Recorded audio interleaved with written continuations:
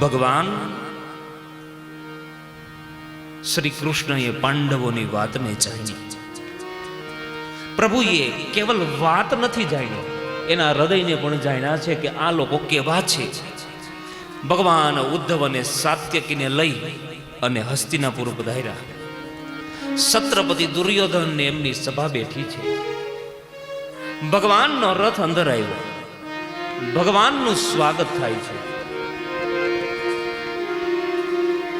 ભગવાન શ્રી કૃષ્ણ બંને બાજુથી સંબંધી થાય છે. અહીંયા અર્જુનના શાળા બન્યા છે ભગવાન શ્રી કૃષ્ણ, તો દુર્યોધનના વેવાય છે.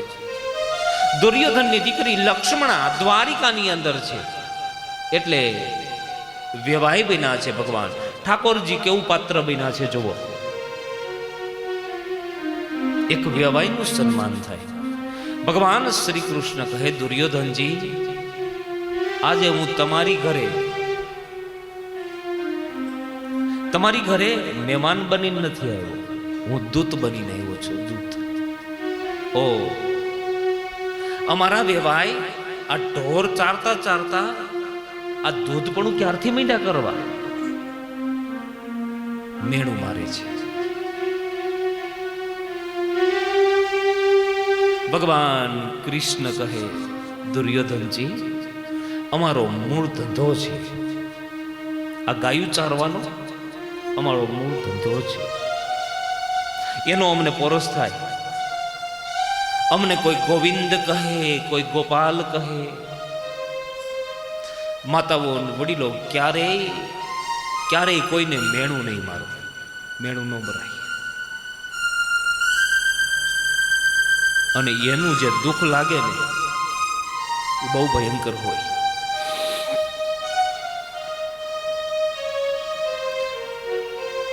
એક બ્રાહ્મણ હતો, બ્રાહ્મણ,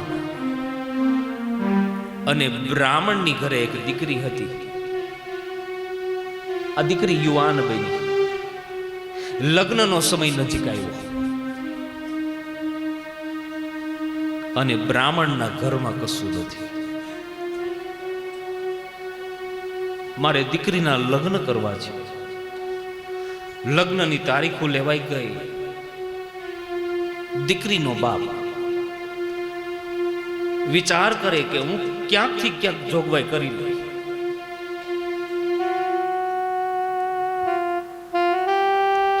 મને કોક આપશે, પણ લગ્ન આડા 2 દિવસ જ રહ્યા. કંકોત્રી છપાઈ ગઈ છે, પૈસાનો મેળ નથી. આ બ્રાહ્મણ વિચાર કરે,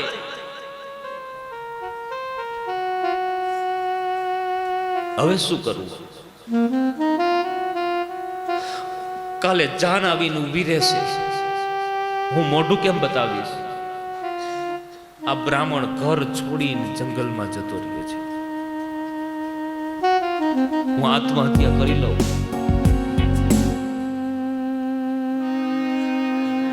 મારે હવે જીવીને શું કરવું છે? મારે મોઢું કેમ બતાવવું? આ બ્રાહ્મણ જંગલની અંદર જઈને રસ્તામાં એને સિંહ મળ્યો. સિંહ. બ્રાહ્મણની આંખમાં અશ્રુ, અને પેલો સિંહ બ્રાહ્મણને પૂછે છે, ભૂદેવ,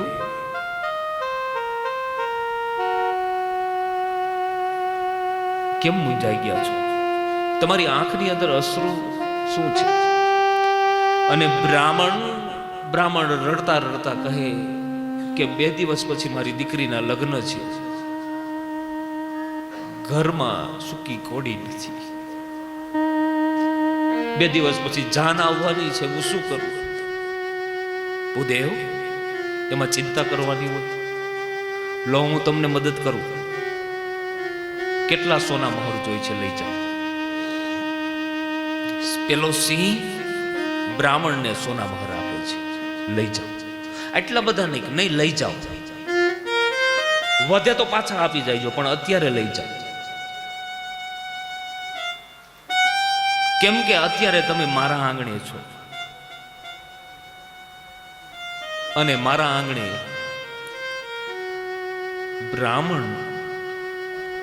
બ્રાહ્મણ આંસુ પાડે મને ન ગમે, લઈ જા. અહીંયા મદદ કરે છે પેલો સિંહ.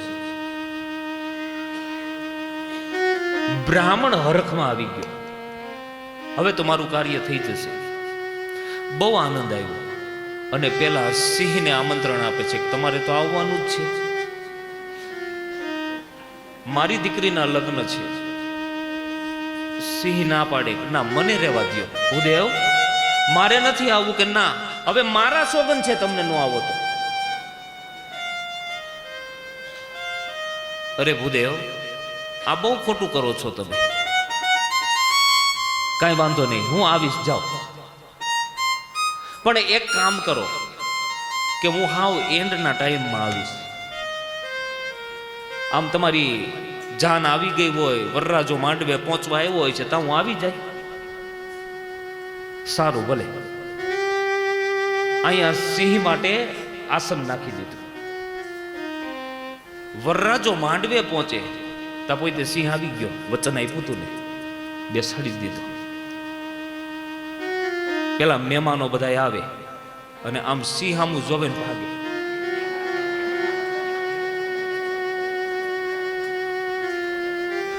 જાન આવી ગઈ, જાન. અને જે જાનૈયા હતા ઈ જોઈ ગયા તો ભાગ્યા કે આપને શું અહીંયા બોલાવ્યા છે, ખવડાવી દેવા બોલાવ્યા છે. અહીંયા પેલો બ્રાહ્મણ શું કહે છે, તમે કોઈ ડરો નહીં, ઈ મારો મિત્ર છે, ઈ તમને કોઈને કાંઈ નહીં કરે. આજે બ્રાહ્મણને હરખનો કોઈ પાર નથી. કોઈ બીજા મહેમાન આવે, સિંહને જોવે, ડરી જાય, તો બ્રાહ્મણ શું બોલે છે, તમે ડરો નહીં, એનાથી ડરવાનું ન હોય, ઈ તો મારો પાળેલો પુત્રો છે.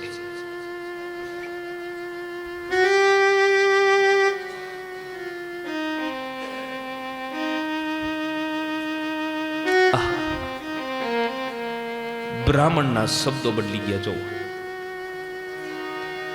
અને સિંહ આંખની અંદરથી અશ્રુ મીંડા ખરવાઓ. આ મેં શું કર્યું? હવે તું બ્રાહ્મણ છો, જો બ્રાહ્મણ ના હોત ને તો એક પણ ને હું વધવા ન દેતો.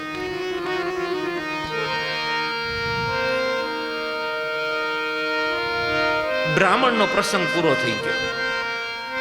અહીંયા સિંહને મેળું મારી લીધું. પ્રસંગ પતી ગયો એટલે સિંહ તો બેઠો છે, જાન જતી રહી,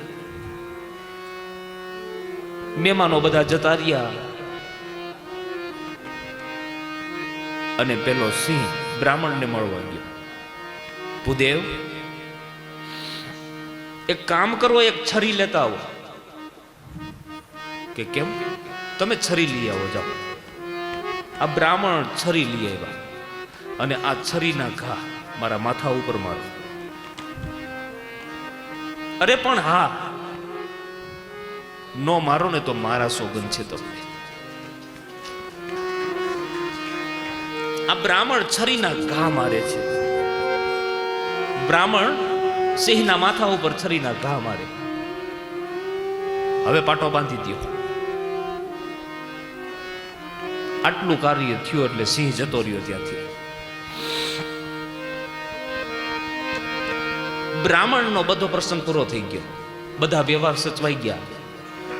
કોઈનું કાંઈ લીધું તું એના બધા વહીવટ પૂરા થઈ ગયા અને સોના મહોરો વધ્યા. આ બ્રાહ્મણને એમ થયું કે આ સોના મહોરો હું પાછા આપી આવું સિંહને. થોડાક દિવસો પછી 15-20 દિવસનો સમય જતો રહ્યો અને આ બ્રાહ્મણ પાછો જંગલમાં જાય છે. સિંહને હાથ જોડીને કહે કે મહારાજ, તમે મારું કામ કરી દીધું, નહીતર મારા શું હાલ થાત. અને ત્યારે સિંહે એટલું કીધું, ભૂદેવ પાટો ખોલો.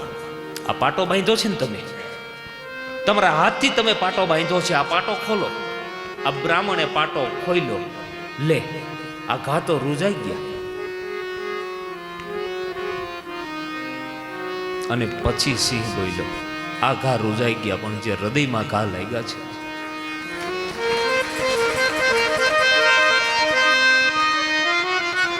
ભૂદેવ ક્યારેય મેણું નહીં મારો, મેણું નહીં મારો. મેં તમારું કામ કરી દીધું. મતલબમાં માતાઓ વડીલો ક્યારેય એવો મેણાનો શબ્દ નહીં બોલતા. અહીંયા દુર્યોધન ભગવાન કૃષ્ણને મેણું મારે છે. મારા વેવાય, આ ઢોર ચારતા ચારતા દૂધ પણ મીંડા કરવા. દુર્યોધન, અમારો મૂળ ધંધો છે. સાવધાન. આ બાજુ ભગવાન શ્રી કૃષ્ણ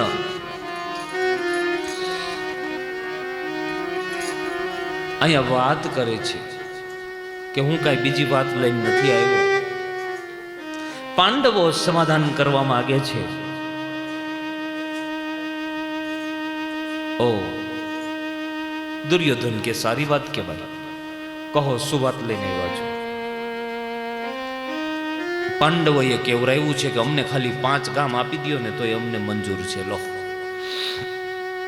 પણ અમારે કૌટુંબિક ઝઘડો નથી કરવો.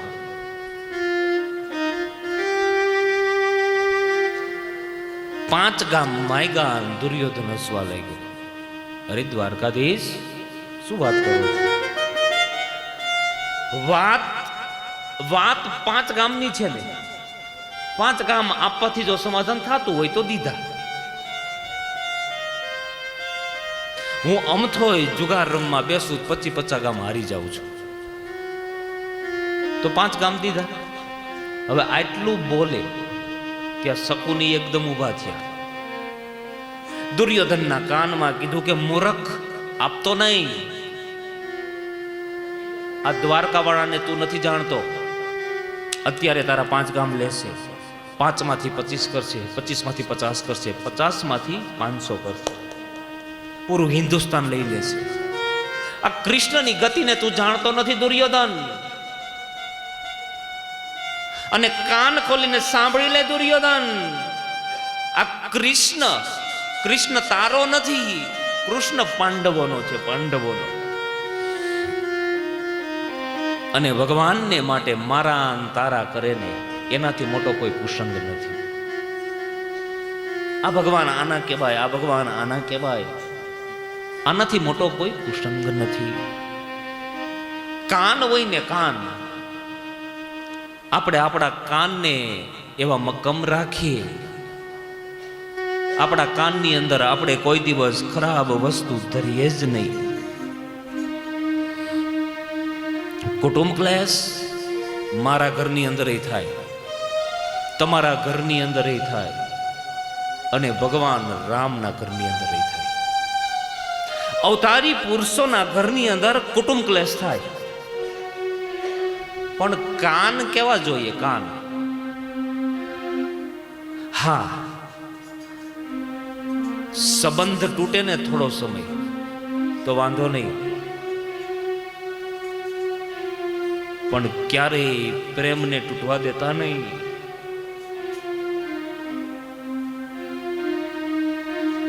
અને જો એક વખત પ્રેમ તૂટી ગયો ક્યારેય નહીં સંધાય.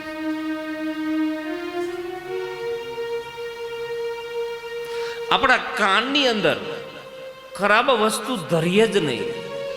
અને હું તો ત્યાં સુધી કહું કે જેના કાચા કાન હોય ને, કાચા કાન, એના કુટુંબની અંદર કોઈ દિવસ શાંતિ નહીં હોય. બીજા તો ભલા આપને ગમે એમ કે,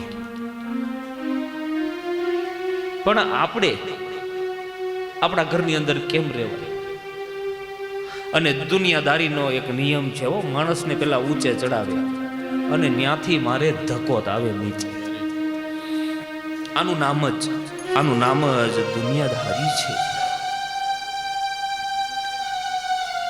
મહાભારતનું યુદ્ધ હજી ચાલે છે. હજી આજે પણ ગ્રંથો રૂપી ભગવાન ગ્રંથરૂપી સ્વામી, ગ્રંથરૂપી ગુરુ,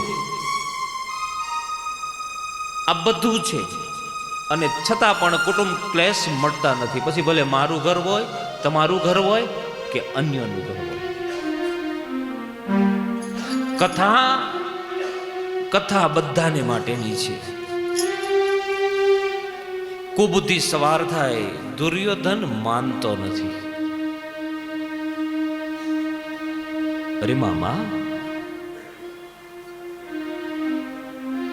તો મારે શું કરવું? તું કહી દે દ્વારકા વાળાને કે સોયના નાકા જેટલી જમીન દેવી નથી. લો, અને અહીંથી જઈને આ દ્વારકા વાળો જઈને કહી દે પાંડવોથી થાય કરી લે. અને દુર્યોધન બોલ્યો સોયના નાકા જેટલું આપવું નથી. ભગવાન કૃષ્ણ કહે, અરે દુર્યોધનજી, આ શું બોલો છો તમે? એક મગની ફાઇટ કરવાની હોય, એના બદલાનું બિલકુલ આપવાની ના પાડો છો. સાવધાન, તમારો પિતા જન્મથી અંધ છે. આમાં તમારા માટે કોઈ મહેનત કરવામાં નથી આવી. આ બધું પાંડવોના પિતાએ ભેગું કર્યું છે. પણ કુબુદ્ધિ સવાર થઈ ગઈ છે. કુબુદ્ધિ સવાર થાય, હાથથી ખરાબ કર્મ થાય. અહીંયા ભગવાન ભય બતાવે. યુદ્ધનું પરિણામ કેવું હોય તમને ખબર છે? કોઈની વધો પાછળ સુખ માત્ર તમારું રેરાઈ જશે. દુર્યોધન કહે, શું દ્વારકાધીશ, તમે મને ભય બતાવો છો, બીક બતાવો છો? બીક નહીં, તારો ભ્રમ દૂર થાય ને એવો પ્રકાશ પાડું છું. ભય નથી બતાવતો. ભગવાન થાકી નીચે બેસી ગયા. અને વિદુરજીને એમ થયું કે હું અત્યારે નહીં બોલું તો હું ક્યારે બોલું? ઊભા થઈ સભાને પ્રણામ કર્યા, ભગવાન દ્વારકાધીશને પ્રણામ કર્યા, અને હાથ જોડીને કહે, દુર્યોધનજી, આ તમે શું બોલો છો? મગની બે ફાઇટ કરવાની હોય, એના બદલાનું બિલકુલ આપવાની ના પાડો છો. હે તમને શરમ નથી આવતી? આ બધું પાંડવોના પિતાએ ભેગું કર્યું છે. તમારો પિતા તો જન્મથી અંધ છે. વિદુરજી આટલું બોલે તો દુર્યોધન વિદુરજીનું અપમાન કરે. વિદુર, એક દાસ ઉઠી અને તું મને શિખામણ આપે છે. એક કામ કરે વિદુર, આ વડાપ્રધાન પદનો જે રાજમુંગટ પહેર્યો છે એ મારા ચરણમાં મૂકી દે. તું થોડો અમારા રાજકુટુંબનો કાકો છો. હે, આ તો અમે તને કાકા કહી. વિદુરજી થરથરવા લાગ્યા. આખી સભા જોવે છે, વિદુરજીનું અપમાન થાય છે કે સંત જેવા વિદુરનું અપમાન થઈ રહ્યું છે, આનું અપમાન ન કરે. જે સ્થળ ઉપર સંતોનું અપમાન થાય, જે સ્થળ ઉપર માતા પિતાનું અપમાન થાય, જે સ્થળ ઉપર ગુરુનું અપમાન થાય, એ સ્થળ ઉપર પ્રેત આત્માઓ નાચ કરે, નાચ. તમારું ગામ હોય ને, ગામ, તમારી સોસાયટી હોય ને, એને ફરતા એ પ્રેત જીવો રહેતા હોય. પણ પ્રેત જીવ શેનાથી ડરે? જેના ઘરની અંદર માવતરની સેવા થતી હોય, જેના ઘરની અંદર શાલિગ્રામ આદિ સેવા બિરાજતી હોય, જેના ઘરની અંદર ઠાકોરજી બિરાજતા હોય, એના ઘરની અંદર પ્રેત આવી શકતો નથી. યાદ રાખો. પણ પ્રેતને રમવું હોય તો ક્યાં રમે? ભાઈએ ભાઈનો ઝઘડો થાય ને ત્યારે પ્રેત આપણા આંગણામાં આવી અને રાસડા લે છે, રાસડા.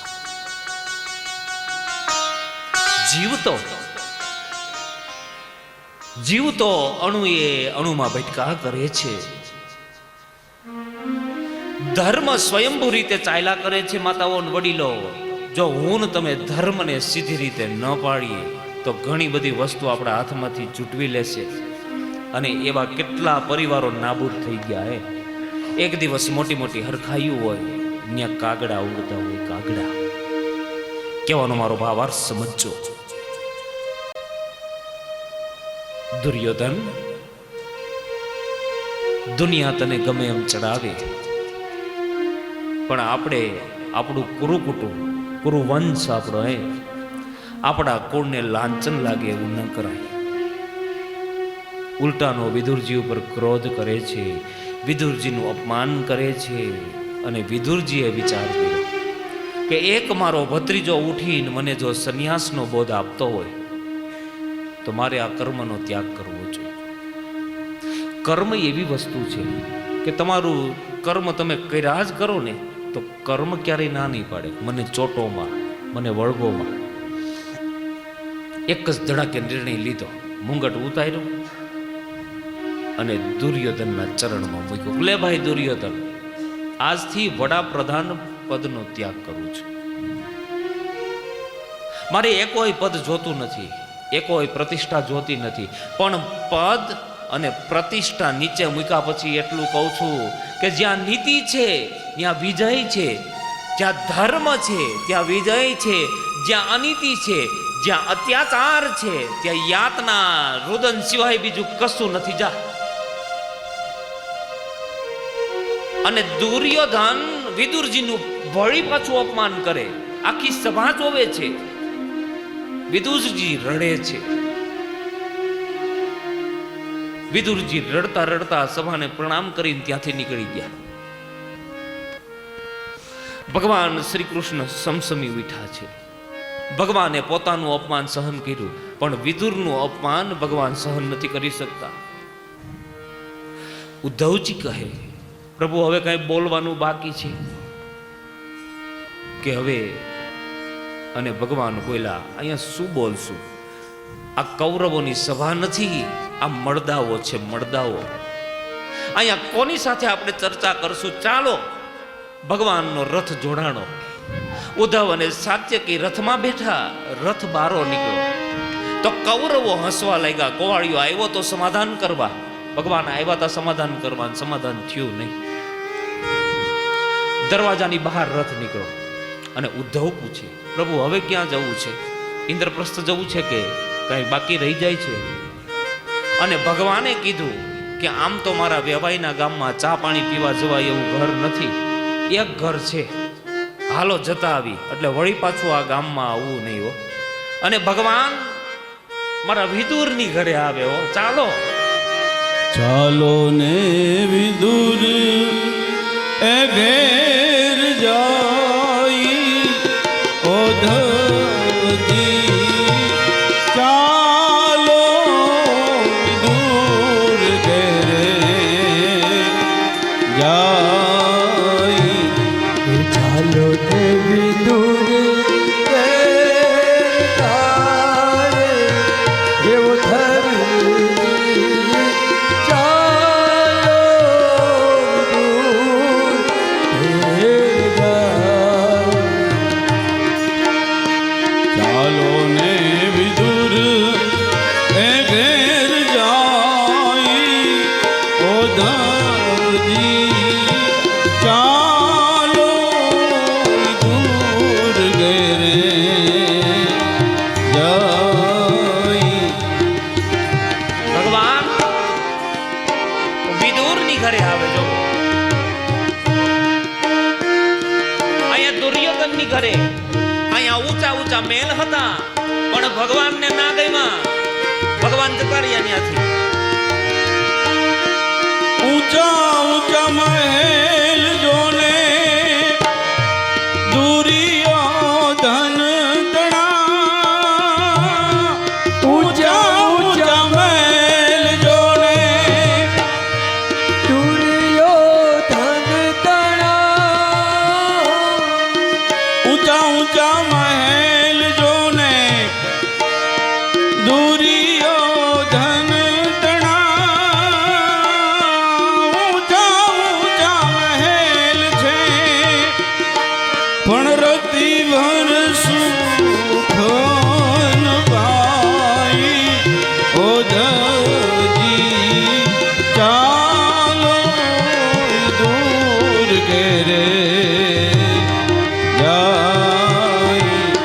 ચાલો આહા, ભગવાન અહીંયા વિદુરની ઘરે આવે. ઊંચા ઊંચા મહેલ દુર્યોધનના ભગવાનને ગમ્યા નથી. જ્યાં વડીલોની વડીલાઈ ન હોય, એકાબીજા વચ્ચે પ્રેમ ન હોય, એ મોટા મોટા મેલ હોય તો એ શું કામના? ભગવાન વિદુરની ઘરે આવે, ભગવાન સુદામાની ઘરે આવે, અને આપણી ઘરે ભગવાન કેમ નો આવે? ક્યારે કલ્પના કરી છે માતાઓ અને વડીલો? આપણી ઘરે ભગવાન શું કામ નો આવે? ક્યારેક આત્મબળને પૂછજો કે આપણી ઘરે ભગવાનને આવવામાં કોણ રોકે છે? આનો જવાબ હું 10મા સ્કંદમાં આપીશ તમને કે ભગવાન ક્યારે આવે. અહીંયા વિદુરની ઘરે અહીંયા ભગવાન આવ્યા છે. હવે ઘરની અંદર ખાવા ધાન નથી. સુદામાની ઘરે ખાવા, અને ભગવાન ત્યાં આવે, અને આપણને બધું આપ્યું છે, કેમ નો આવે? અમારા વિદુરજી હજી ચાલીને આવે છે, ચાલીને, અને ભગવાન રથમાં બેસીને આવ્યા. વાર લાગે? વિદુરજી ચાલતા આવે, એમાં રસ્તામાં ઓલું શું કહેવાય, ભાજી, તાંદરિયાની ભાજી, એ આવી તો વીણવા લાગી ગયા, અને ભગવાન અહીં ઘરે પહોંચી ગયા. વિદુર પત્ની, ઓ ભગવાન આવ્યા, એ ખાટલો, એ ફાટલ તૂટલ ખાટલો, એ ભગવાનને પાથરી દીધો, ભગવાનને બેસાડ્યા, અને એટલી બધી ઘેલી થઈ ગઈ. ઓ ભગવાન આવ્યા. ચકલીની ઘરે ગરુડજી મહેમાન થાય તો કેવી પરિસ્થિતિ થાય? એવી પરિસ્થિતિ થઈ. અરે ભગવાન આવ્યા, ભગવાનને પાણી ભરી દીધું, જલપાન કર્યું. હવે ભગવાનને આપવું શું? ઘરની અંદર બીજું તો કશું નથી. સવારમાં ઠાકોરજીની સેવા કરી છે, સેવા તો કાચા પાકા કેળા એ ભગવાનને ધર્યા છે, એ કેળા લઈ આવ્યા. હું ભગવાનને આ ખવડાવું. એ વિદુર પત્ની આવી, કેળું આમ ખોલ્યું, અને જે ગર્ભ હતો ને, ગર્ભ એ ફળિયામાં ફેંકી દીધો, અને કેળાની છાલ ખવડાવે છે ભગવાન.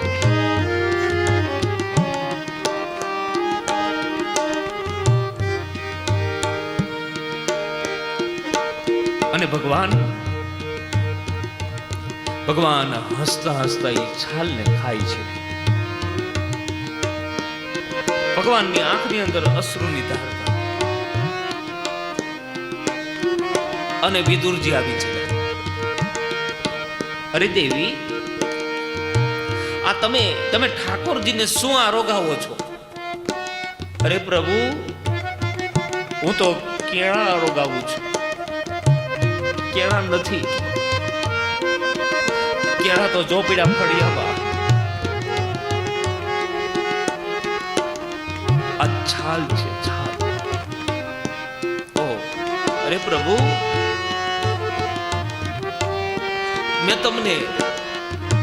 મેં તમને છાલ ખવડાવી. અરે કાકી, તમારી છાલમાં એટલી બધી મીઠાશ હતી કે હું જ્યારે નાનો એવો હતો ને,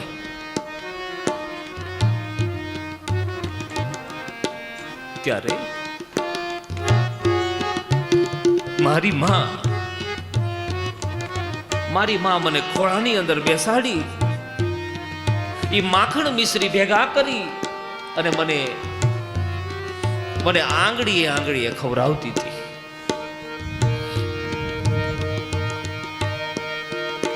અને ત્યારે મને એમ થતું કે આ માખણ મિશ્રી મીઠા છે કે મારી આંગળી મીઠી છે. એમાં જે મીઠાશ આવતી હતી, એ મીઠાશ આજ મને કેળાની છાલમાં આવી. ભગવાનના મુખમાં માયા લાગી જાય, માયા. મીરાબાઈએ કીધું, મુખડાની માયા. મુખડાની માયા લાગી રે મોહન, મુખડાની માયા લાગે રે મોહન પ્યારા. મુખડું મેં જોયું તારું, જગ લાગે ખારું ખારું, મુખડું મેં જોયું તારું, મુખડું મેં જોયું, મુખડું મેં જોયું, મુખડું મેં જોયું તારું, જગ લાગે ખારું ખારું.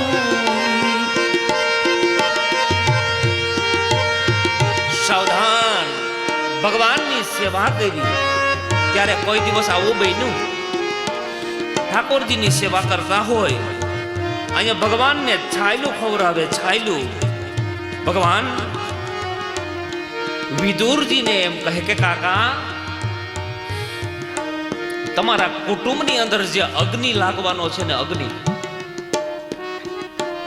તમારાથી જોયો નહીં જોવાય. ઓલું ઝાડના ડૂંડામાં શું આવે? શું આવે? અંગારો. હા, દુર્યોધન એક અંગારો છે. તમે ભગવા કપડા પહેરી લ્યો અને નીકળી જાઓ બહાર. વિદુરજી હાથ જોડેલા, પણ કાકા પછી જાઓ, હું ભૂખો છું, મને કઈક જમાડો. અરે ઘરની અંદર કઈ નથી. વિદુર અને વિદુર પત્ની રસોડાની અંદર ગયા. ડબ્બો ઉઘાડે તો થોડોક લોટ. ઘરની અંદર થાળી નથી, થાળી. અહીંયા વિદુરજી કહે, દેવી તમે આ તાંદરિયાની ભાજી બનાવો અને હું કેળના પાન કાપી આવું. ભગવાનને જમવું છે. અહીંયા વિદુરજી કેળના પાન કાપવા ગયા અને અહીંયા વિદુર પત્ની રોટલા બનાવે, પણ ત્રણ જ રોટલા બનાવો, ત્રણ. બંટીનો રોટલો ને તાંજળિયાની ભાજી, બંટીનો રોટલો ને તાંજળિયાની ભાજી, રુચિ રુચિ ભોગ લગાઈ. ઓધજી ચાલો દૂર ઘેરે જાય, ચાલો ને વિદુર એ ઘેર જાય. ઓધજી ચાલો દૂર ઘેરે જાય. વિદુરજી બધું છોડીને જતા રહ્યા. આ બાજુ ભગવાન ઇન્દ્રપ્રસ્થ આવ્યા, પાંડવોને વાત કરી કે કૌરવો કોઈ હિસાબે સમજતા નથી. લો, શાસ્ત્રોથી સમજાય ભગવાન અને ભગવાનથી સમજાય શાસ્ત્ર. આ અન્યનો નિયમ છે. શાસ્ત્રને ઘરે વંચાય અને સમજવાનો પ્રયત્ન ભગવાનના ચહેરા ઉપર કરાય. પણ જેને અતિશય સંસારનો રોગ લાગુ પીડ્યો હોય એ બેમાંથી એક કોઈ વાનામાં સમજતા નથી. અને એનું હવે નક્કી નથી. કહેતા એવા ડાયા માણસો કે સમજાવવા તો બહુ ગયા, મનાવા તો બહુ ગયા, પણ એ સેમાય એટલે શાસ્ત્રમાંય નહીં, ભગવાનમાંય નહીં. સાવધાન. બસ કૌરવો અને પાંડવોની યુદ્ધની વૃષિકામાં ભગવાને પોતાના અસ્તિત્વને ખેંચી લીધું છે. તો અર્જુન એમ કહે, પ્રભુ હવે અમને લડી લેવા દો. તો કે હવે છૂટ, હવે તો યુદ્ધ એ જ કલ્યાણી. મહાભારત, હવે મારે મહાભારતમાં તમને લઈ જવા છે. યુદ્ધ ભૂમિ ઉપર એક ઘડી ખાલી ગાવી છે દાદા, એક ઘડી.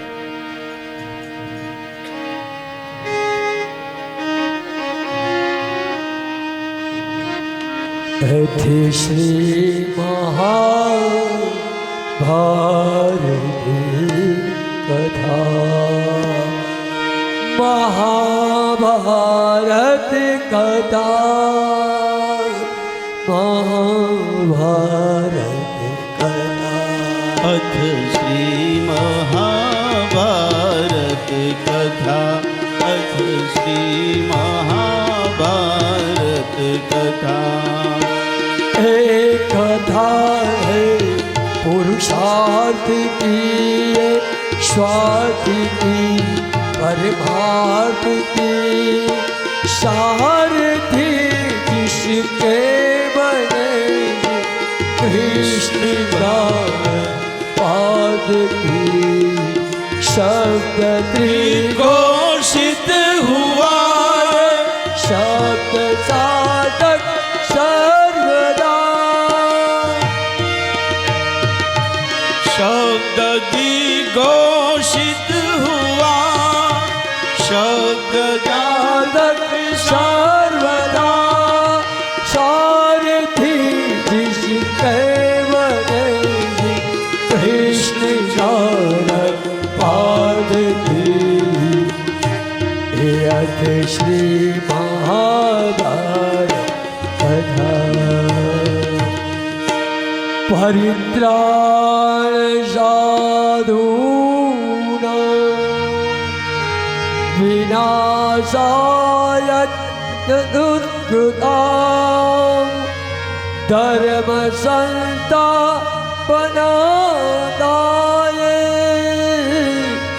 संभवामि युगे युगे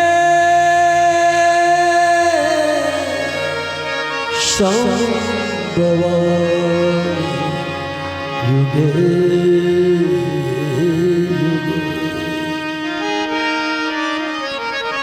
બસ પાંડવો અને કૌરવોના યુદ્ધની વૃષિકામાં ભગવાને પોતાના અસ્તિત્વને ખેંચી લીધું છે.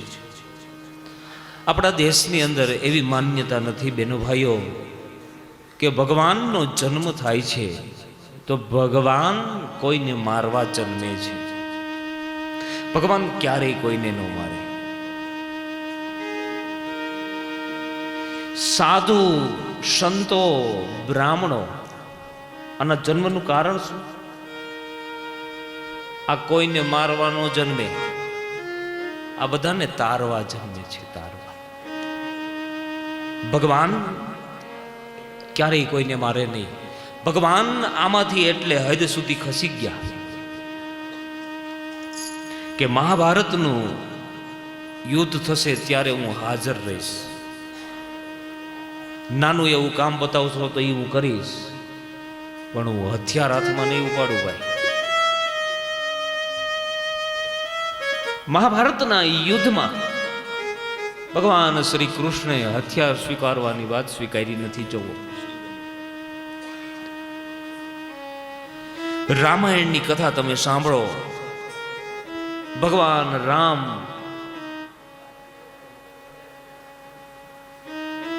રાવણને 10 બાણ મારે છે. રાવણ મરતો નથી. હાથ કાપે, પગ કાપે, માથું કાપે, વળી પાછો રાવણ બેઠો થાય છે.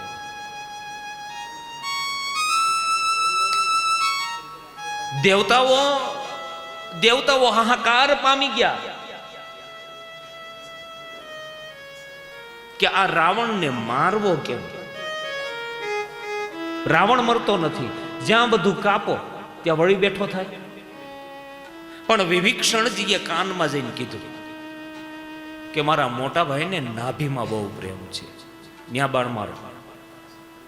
અને ભગવાન રામ હૈસા, હું કોઈને મારું નહીં, પણ હવે તું કેશો ને એટલે સમજાણું ને.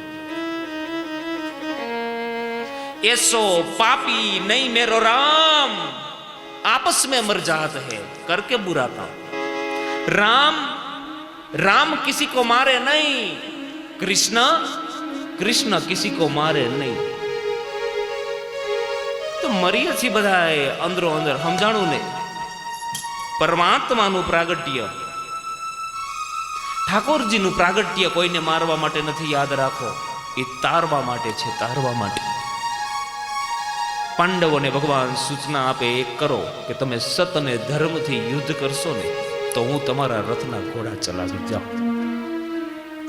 મને તમારા રથના ઘોડા ચલાવવામાં વાંધો નથી, પણ ક્યારે હે અર્જુન કાન ખોલીને સાંભળી લ્યો કે તમારા ભાગ્યમાં ધર્મ અને સત્ય હશે તો. માણસ જ્યારે લાગણીમાં આવી જાય ને લાગણીમાં, ત્યારે સત્યનું કે અસત્યનું ભાન એને નથી રહેતું. લખો, આ બાજુ 7 અક્ષોહિણી સૈન્ય, આ બાજુ 18 અક્ષોહિણી સૈન્ય. કુરુક્ષેત્રના મેદાનમાં યુદ્ધની રેખા ખેંચાણી. પાંડવો અને કૌરવોનું યુદ્ધ થાય છે. યુદ્ધ સગા કાકા બાપાના ઝઘડો કરે તેને યુદ્ધ કહેવાય? હું કયો છું, એને કુટુંબ ક્લેશ કહેવાય. શું કહેવાય? કુટુંબ ક્લેશ. અને હું યુદ્ધ નથી કહેતો, કુટુંબ ક્લેશ કહું છું. અને બીજું યુદ્ધ ખેલાણું પ્રભાસ પાટણની ભૂમિ ઉપર સામસામા બેહીને પીધો બધાએ, પછી સમજાણું ને, આને યુદ્ધ કહેવાય, આને કુટુંબ ક્લેશ કહેવાય. યુદ્ધ તો રામ અને રાવણનું થયું હતું, એનું નામ યુદ્ધ કહેવાય. કે એકાબીજાની શત્રુતા થઈ, એનું નામ યુદ્ધ કહેવાય. બાકી મહાભારતની અંદર બન્યું એને યુદ્ધ નહીં કહો. અહીંયા કુરુક્ષેત્રના મેદાનમાં અહીંયા અર્જુન હાથમાં ગાંડી બાણ અને ધ્રુજે છે. અર્જુન રડતો રડતો નીચે બેસી ગયો. ભગવાન શ્રી કૃષ્ણ બાજુમાં ગયા. અર્જુન ભાઈ, શું થયું? કાંઈ નહીં પ્રભુ, બેઠો થા. અર્જુન રડતા રડતા કહે, મને ખબર છે કે મારા ભાથામાંથી બાણ છૂટે એટલા એ કોઈ જીવવાના નથી. આ બધાય મારા ભાઈઓ છે, ભાઈઓ.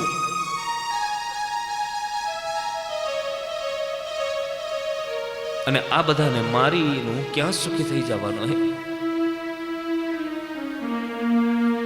ભગવાન કૃષ્ણ કહે, અર્જુન,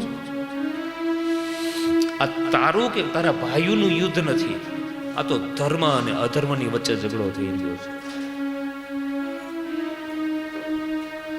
ભગવાન ગીતાજીનો ઉપદેશ આપે છે અર્જુનને કુરુક્ષેત્રના મેદાનમાં. અર્જુન, તારે યુદ્ધ તો કરવું જ પડશે. અને હવે તો તારા રથના ઘોડા તો જ આપું કે તારે મારું ધાર્યું કરવું પડશે. મેં કીધું ને કે માણસ જ્યારે લાગણીમાં આવી જાય ત્યારે સત્યનું કે અસત્યનું ભાન ન રહે.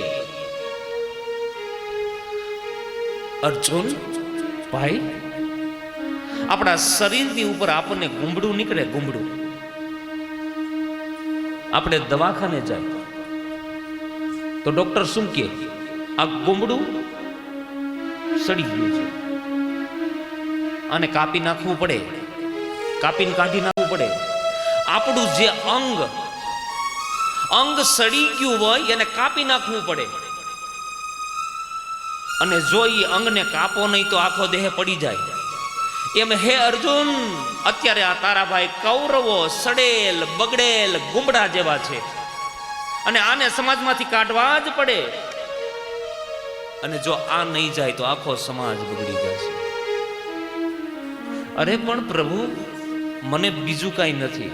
હું મારા હાથથી મારા ભાઈઓના મોત કરું તો ઇતિહાસ કેવો લખાય? તારે ઇતિહાસ જોવો છે? એટલે હું તને પેલા બતાવી દઉં. અને કુરુક્ષેત્રના મેદાનમાં ભગવાન પોતાનું મૂળ સ્વરૂપ અર્જુનને બતાવે છે કે લે, આ મારું મૂળ સ્વરૂપ. તા તો મહાકાલ ભગવાન શ્રી કૃષ્ણ એના મોઢાની અંદર કોઈ જન્મે છે, કોઈ યુવાન થાય અને અંતે કોઈ વૃદ્ધ બની મહાકાલના મોઢાની અંદર ફેંકાઈ જતા હોય. લે, આમાં કોઈ કોઈને કોઈ મારતું નથી અને કોઈ કોઈને કોઈ જીવાડતું નથી. સાવધાન, અહીંયા પાંડવો અને કૌરવોનું યુદ્ધ થાય છે. યુદ્ધ અહીંયા બરોબર 10મે દિવસે ભીષ્મ દાદાની ઈચ્છાથી બાણસૈયા ઉપર પોઢાડી દેવામાં આવ્યા. ત્યાર પછીના 3 દિવસ દ્રોણાચાર્ય યુદ્ધ કરવામાં આવે. ત્રીજે દિવસે ભગવાન કૃષ્ણના બતાવેલા કપટથી દ્રોણને પણ મારી નાખવામાં આવ્યા. ત્યાર પછીના 2 દિવસ કર્ણ યુદ્ધ કરવા માટે આવે. 15મા દિવસે કર્ણનું પાપ ફૂટ્યું. રથના પૈડા ધરતીમાં ઉતરી ગયા. કર્ણ પણ મૃત્યુ પામ્યો. જયદ્રથાથી યોદ્ધાઓ નાશ પામ્યા. 18મો દિવસ દુર્યોધન અને ભીમ સામસામા ગદા પ્રહાર કર્યો. ભયંકર ગદા પ્રહાર થાય છે. 18મો દિવસ દુર્યોધનના મગજમાં એક વાત કે હું મારા હાથથી ભીમને મારીશ, અને ભીમના મગજમાં એક વાત કે હું મારા હાથથી દુર્યોધનના વક્ષસ્થળને ભાંગી નાખીશ. છે 2 ભાઈ અને માતાઓ અને વડીલો, તમે જેની વધારેમાં વધારે ચિંતા કરો ને એ ભગવાન તમને આપે. તમે એમ કહો ને કે હું આમ કરી નાખું, તેમ કરી નાખું, તો ભગવાન એવું આપે. તમે એમ કહો ને કે કોઈ મારો વિરોધ કરતું હોય તો ભલે કરે, હે ભગવાન મારે એનો વિરોધ નથી કરવો, તો એવું આપે. કારણ કે ભગવાન પૂર્ણ કામ છે. ઝેરને બનાવનારા પણ ઈ જ ભગવાન છે, અને મંત્રને બનાવનારા પણ ઈ જ ભગવાન છે.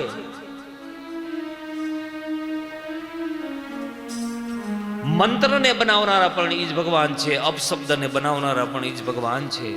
અમૃતને બનાવવાળા ઈ જ ભગવાન છે. ઝેરને બનાવવાળા ઈ જ ભગવાન છે. બધું મળે છે. ભગવાન બધું આપે છે. અહીંયા 18મો દિવસ સૂર્યાસ્ત થાય એની પહેલા દુર્યોધનના વક્ષસ્થળને ભાંગી નાખવામાં આવ્યા. રણ આંગણમાંથી ઊભો થઈ શકે એવી પરિસ્થિતિ નથી. લો, સૂર્યાસ્ત થાય એની પહેલા પાંડવોનો વિજય ધ્વજ જાહેર થયો. પાંડવોનો વિજય થયો છે. યુદ્ધ ભૂમિ ઉપર ધર્મનો ઝંડો લહેરાવા લાગ્યો છે. પાંડવોની સાવણીમાં ઉત્સાહ બહુ છે. વિજય થયો ને, પણ એટલું જ પાછું દુઃખ છે. દુઃખ કારણ કે કૌરવો તો કોઈ ન વધ્યા, પણ લાંબા પાંડવો વધ્યા નહીં. આપણી પાસે રૂપિયા વધી જાય ને તો ઝઘડામાં નહીં વાપરતા. અત્યારે તો બાજવું પડે ને તો ફાળા કરે. લો, સારા કામ માટે કરો ને ભાઈ. સારા રોડ રસ્તા બનાવો, સારી નિશાળ બનાવો, સારા મંદિર બનાવો, એના માટે ફાળા કરો ને. આ તો બાંધવું પડે, એના માટે ફાળા કરે. સાવધાન. આ બાજુ અસ્વસ્થામાં દુર્યોધનને મળવા આવે, અને અસ્વસ્થામાં જોઈ દુર્યોધન એકદમ નારાજ થઈ ગયો. અરે બ્રાહ્મણો, મેં તમને આટલા બધા સાચવા, તમને ખવડાવ્યું, આના કરતા તો મેં બીજાને ખવડાવ્યું હોત ને. બહુ ખરાબ શબ્દ વાપર્યા છે. મેં તમને ખવડાવ્યું એના કરતા જો કૂતરાઓને ખવડાવ્યું હોત ને તો અત્યારે મારી બાજુમાં હાજર હોત. અરે મહારાજ, કેવી તમે વાત કરો છો કે હા તમે મારું અન્ન ખાધું છે, અને દુર્યોધન પાસેથી જેણે જેણે ખાધું છે ને એની પાસેથી કામ કરાવી લીધા છે. લો, જેણે જેણે ખાધું છે અને આ ખવડાવીને પોતાના પક્ષમાં લેવાની વૃત્તિને હું તો દુર્યોધન વૃત્તિ કહું છું. લો, આ ચૂંટણી આવે ને, ચૂંટણી એટલે નો અહીંયાથી કરે, ઓલા શું કહેવાય, પ્રોગ્રામ કરે. ગરમ ગાંઠિયા, મરચા, જલેબી,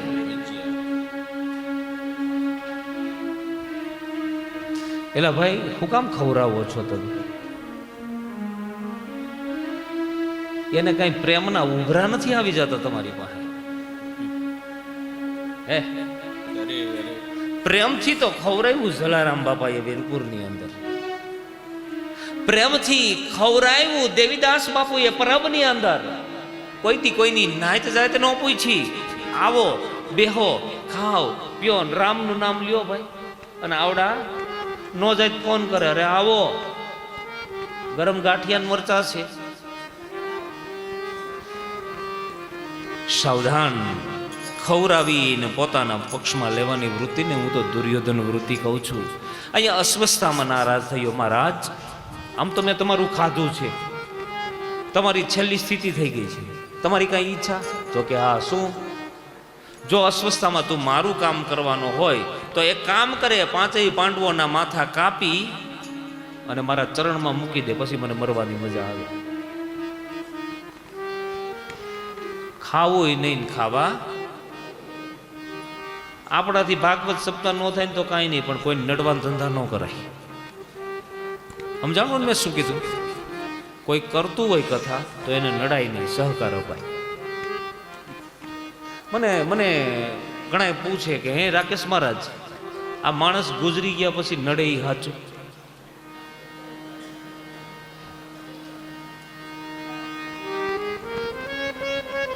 હું એને એવો જવાબ આપું, માણસ ગુજરી ગયા પછી નડે કે નહીં એ બહુ ખબર નથી, પણ માણસ જીવતા નડે છે, યાદ રાખજો, જીવતા નડે.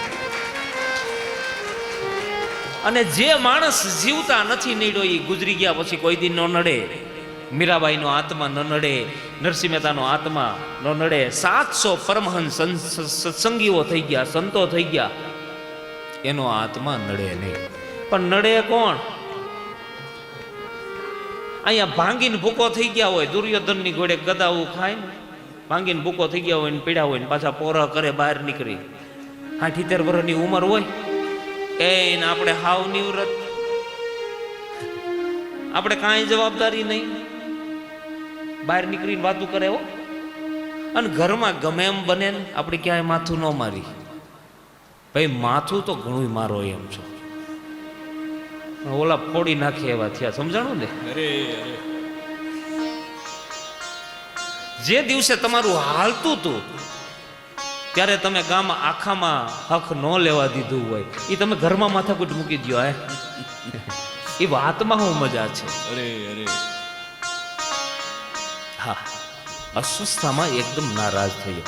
મહારાજ, 5 પાંડવોના માથા કાપવા એ કોઈ સામાન્ય ઘટના નથી. હું મારી રીતે પ્રયત્ન કરું, દરેક જાતની મંત્ર વિદ્યાને જાણતો અસ્વસ્થતામાં પાંડવોની સાવણીમાં આવે તો એક તંબુની અંદર એક દીવો ચાલુ છે, ઝાખો ઝાખો પ્રકાશ.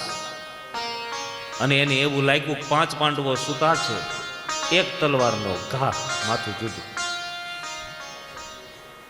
દીવો ઠારી નાખ્યો, 5ના માથા કાપી લીધા અને લઈને આવ્યો દુર્યોધનની પાસે. લ્યો મહારાજ. અરે અસ્વસ્થતામાં તે મારી છેલ્લી પેલી ઈચ્છા પૂરી કરી દીધી. હો, એક કામ કરે, મારે ઓલા ભીમની હારે વાંધો હતો, એનું કપાઈ ગયેલું માથું મારા હાથમાં દે. એ માથું હું જોઈશ તો મને બહુ ગમશે.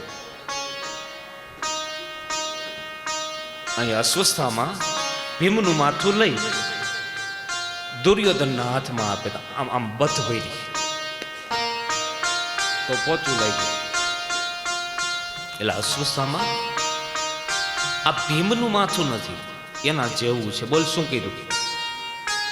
મહારાજ, મને તો એમ કે 5 પાંડવો સૂતા છે ને પછી એક ઘાન માથું જુદું. હવે મને ખબર પડી, આ પાંડવો નથી મર્યા, આ પાંડવોના સંતાન દ્રૌપદીના 5 દીકરા. બહુ ખોટું થયું. દુર્યોધન હવે રડે છે, મારી પાછળ તો કોઈ ન વીતું હે, પણ પાંડવોની પાછળ કોઈ ન વીતું, પાણી પાનારું કોઈ ન વીતું. પેલા હરખ થયો, પછી શોક થયો, ગત પ્રાણ દુર્યોધન મૃત્યુ પામ્યો. આ બાજુ સવાર પડે, દ્રૌપદી જાગે તો પોતાના 5 સંતાનો મસ્તક વગરના ધડ પીડ્યા છે. અરે, આવું કર્મ કોણે કર્યું? આવું ભીરુતાપૂર્વક કાર્ય કોણે કર્યું? એક બાજુ દ્રૌપદી, એક બાજુ કુંતાજી, એક બાજુ સુભદ્રા, બધા રડે છે. આ બાજુ ભગવાન શ્રી કૃષ્ણ, અર્જુન આવે છે. અર્જુને પ્રતિજ્ઞા કરી, જેણે કોઈ આ કાર્ય કર્યું છે ને એને હું મૃત્યુ દંડ આપીશ. અહીંયા રથ લઈ ભગવાન શ્રી કૃષ્ણ અને અર્જુન નીકળે છે અને અસ્વસ્થતામાં ભાગે છે. આ બ્રાહ્મણ ડરી ગયો, એને એમ થયું કે આ પાંડવો મને મારી નાખશે. આ બ્રાહ્મણની પાસે જે અંતિમ શક્તિ હતી બ્રહ્માસ્ત્ર એનો પ્રયોગ કર્યો. આ બાજુ ભગવાન અર્જુનને ચેતવે છે કે અર્જુન તમે દિવ્યાસ્ત્ર મૂકો, બ્રહ્માસ્ત્ર મૂકો, નહીતર તમને આ મારી નાખશે. એક બાજુથી અશ્વસ્થામાનું બ્રહ્માસ્ત્ર, એક બાજુથી અર્જુનનું બ્રહ્માસ્ત્ર, અને આકાશની અંદર મીંડું છે અગ્નિ વર્ષા કરવા. હથિયારો જ્યારે ફૂટવા માંડે ત્યારે કેવો વિનાશ કરે ને એનું કાંઈ નક્કી નહીં. દેવતાઓ હાહાકાર પામી ગયા. આ બાજુ ભગવાન વેદવ્યાસ દોડીને આવ્યા. એ અસ્વસ્થામાં આ બ્રહ્માસ્ત્રનો પ્રયોગ કોણે કર્યો? પ્રભુ મેં કર્યો. પાછું વાળ. શું કામ કર્યો? તો કે પાંડવોને મારવા માટે. પણ શું કામ? તને ખબર છે કેવું વેર હોય ત્યારે બ્રહ્માસ્ત્રનો પ્રયોગ થાય? એ તો વિશ્વની અંતિમ શક્તિ છે. પાછું વાળ. પ્રભુ મને પાછું વાળતા નથી આવડતું, તો તે માર્યું શું કામ? પ્રભુ મને દિશા બદલતા આવડે છે. દિશા બદલ. અસ્વસ્થામાં મંત્ર ભણે છે અને બ્રહ્માસ્ત્ર એ દિશા બદલી. આ બાજુ અર્જુનને કીધું તમે તમારું બ્રહ્માસ્ત્ર પાછું વાળો. અર્જુને પાછું વાળી લીધું બ્રહ્માસ્ત્ર.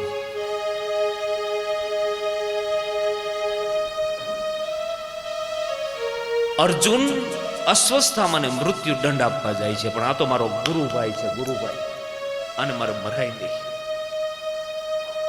હવે મારે શું કરવું પ્રભુ? અને ભગવાન કૃષ્ણએ કીધું કે આ બ્રાહ્મણની ચોટલી કાપી લે, કપાળની અંદર જે બ્રહ્મણી છે એ લઈ લે, અને જનોય લઈ લે, એટલે મર્યા જેટલું અપમાન થઈ જશે. આ બધું લઈ લીધું, ચોટલી કાપી નાખી.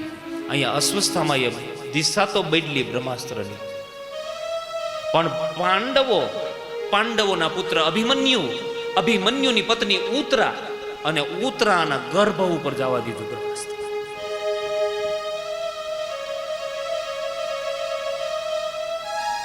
જો માણસ એક વેર લેવાની વાત કરે તો કેટલે હદ સુધી પરિસ્થિતિ બગડી જાય.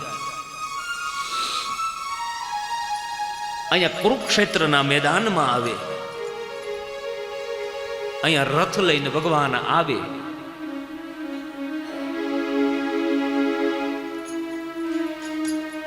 તો ઉત્તરા એકદમ દોડી છે. અભિમન્યુની પત્ની ઉત્તરા, એ વિધવા થઈ ગયેલી ઉત્તરા દોડી કે મામા હું નો બચું ને તો કાંઈ નહીં,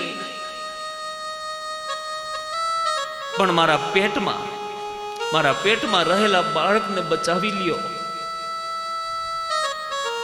મારા પેટની અંદર એટલી બધી પીડા થઈ રહી છે. જો દીકરો ગુજરી ગયો છે, દીકરાની બહુ સગર્ભા, અને એની એક માં બનવું. માં એના જીવનમાં કયા પ્રકારનો સ્વાદ બાકી હોય કહો? ઉત્તરાજી રડે છે. ભગવાન કૃષ્ણ તો અંતર્યામી છે. માથા ઉપર હાથ મૂક્યો, બેટા દુઃખ પડે ને દુઃખી ન થવાય. દુઃખ તો આવે ને જાય, પણ દુઃખ શેનાથી હટે? આપણા વડવાઓના પુણ્યને યાદ કરીએ ને તો દુઃખ હટી જાય.